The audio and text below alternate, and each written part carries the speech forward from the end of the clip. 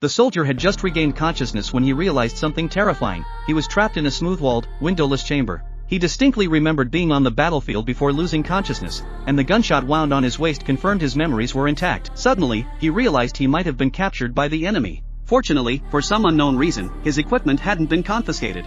He immediately drew his pistol and stood guard. After scanning the room, he found no anomalies. He cautiously pressed his ear against the wall to listen. However, the intense pain soon overwhelmed him. He quickly opened his portable first aid kit and applied a simple bandage to stop the bleeding. Then, he took out his portable radio to call for help but was startled to see one of the walls change. On the bare wall, the word "give up" was written backward. Realizing someone was observing him, he shouted into the air, demanding to know their intentions. The only response was silence. Turning around, he saw additional words on the wall: "Abandon all hope." Before he could comprehend the situation, he felt the temperature in the chamber rising. Overcome by heat, he removed his clothing, but even then, the oppressive warmth persisted. As the heat intensified, he realized something was wrong. The chamber had become like a steam room. Sweat dripped to the floor, only to evaporate instantly. Near dehydration, he knew he couldn't just wait to die.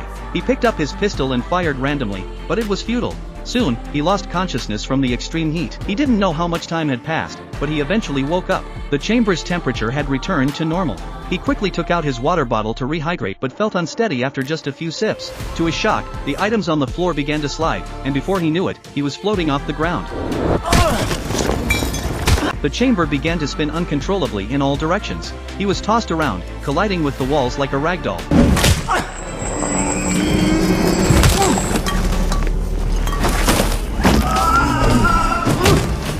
Fortunately, after a while, the disorienting motion ceased, but he then noticed something even more bizarre.